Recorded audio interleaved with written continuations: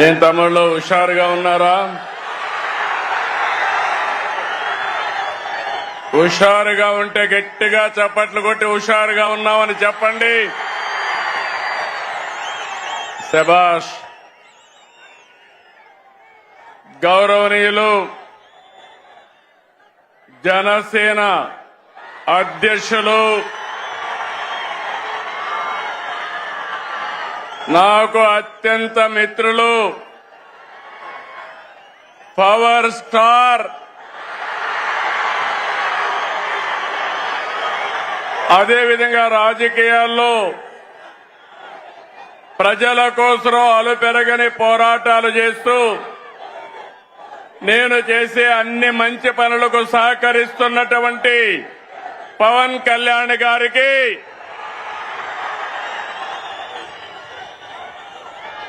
రాష్ట్ర బీజేపీ అధ్యక్షులు గౌరవనీయులు మిత్రులు మాధవ్ గారికి, రాష్ట్ర తెలుగుదేశం పార్టీ అధ్యక్షుడు పల్లా శ్రీనివాస్ గారికి, వేదిక పైనున్న కేంద్ర మంత్రులు, రాష్ట్ర మంత్రులు, ఈరోజు సూపర్ హిట్ సభకు తరలి వచ్చిన మీ అందరికీ అభినందనలు. 15 నెలల పాలనపై కూటమి నిర్వహిస్తున్న తొలి సభ అదరగొట్టింది. అవునా కాదా అని అడుగుతున్నా. మంచి ఎండ, మా ఆడబిడ్డలు చూస్తున్నా.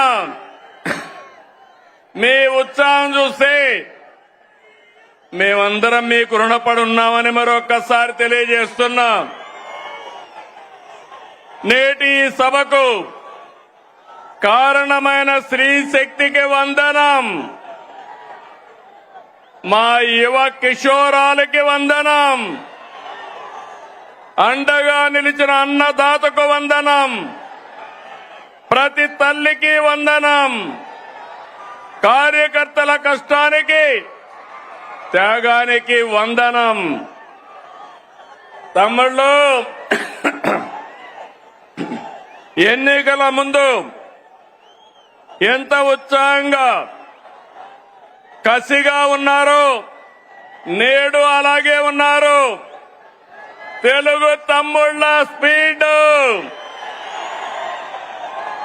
జన సైనికుల జోరు, కమలదళ ఉత్సాహం ఇంకేమైనా ఎదురుందా తమ్ముళ్ళు అని అడుగుతున్నా మిమ్మల్ని.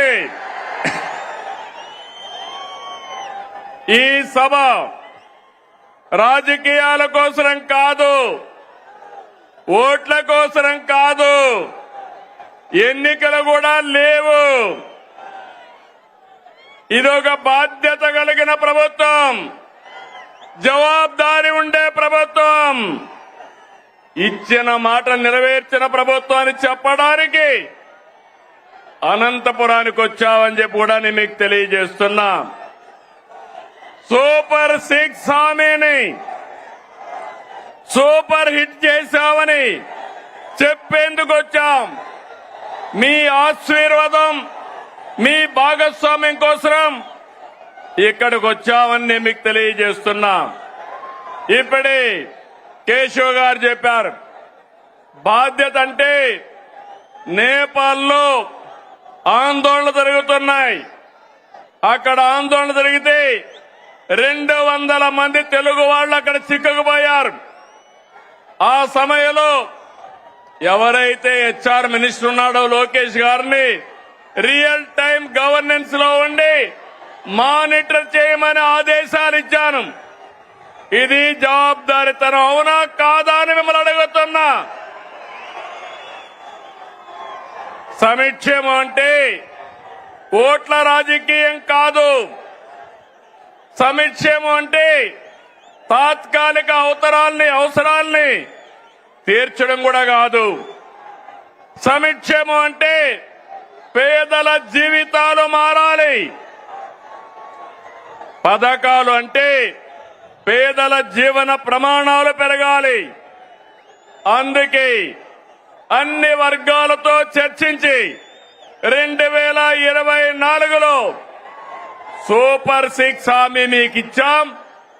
ఇంకొక పక్క 2023 మే నెలలో 28వ తారీఖున రాజమండ్రిలో మహానాడు జరిగింది. సూపర్ 6ను ప్రకటించాం.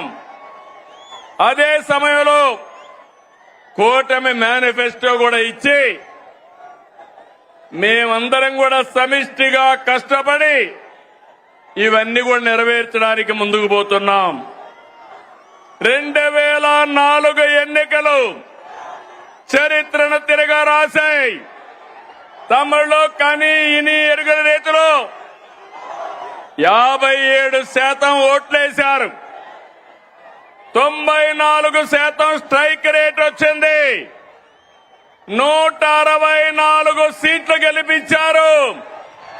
ప్రతిపక్షానికి హోదా లేకుండా చేసిన మీకు మనస్ఫూర్తిగా అభినందనలు. ఇంకొక పక్క 21 లోకసభ సీట్లు గెలిపించారు.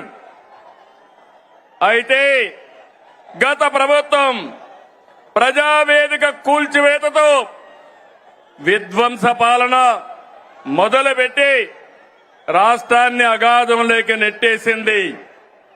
10 లక్షల కోట్ల అప్పులు, తప్పులు, పాపాలు, అక్రమాలు, వేధింపులు, దోపిడీలు, దౌర్జన్యాలు, మహిళలపై అత్యాచారాలు, అవినీతితో అంతటా అశాంతి, అభద్రత కలిగించారు. 93 కేంద్ర ప్రాయోజిత పథకాల్ని నిలిపివేశారు. నిరుద్యోగం, గంజాయి, డ్రగ్గులు తెచ్చిపెట్టారు. 15 నెలలుగా అనేక సవాళ్లను అధిగమించాం.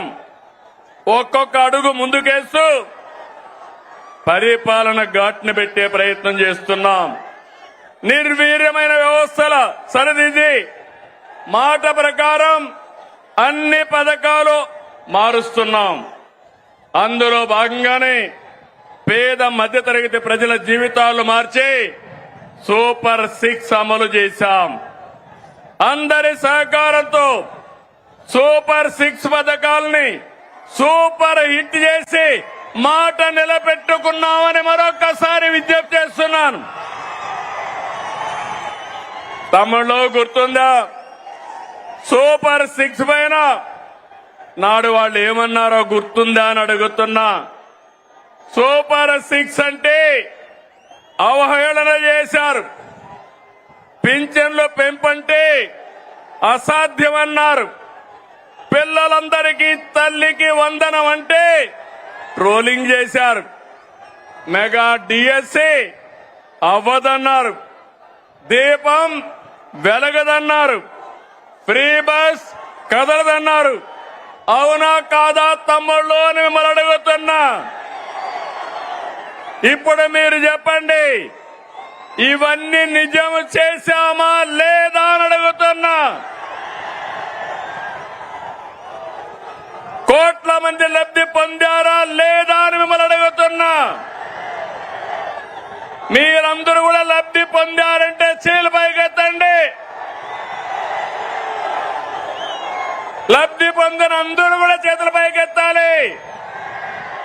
గట్టిగా చప్పట్లు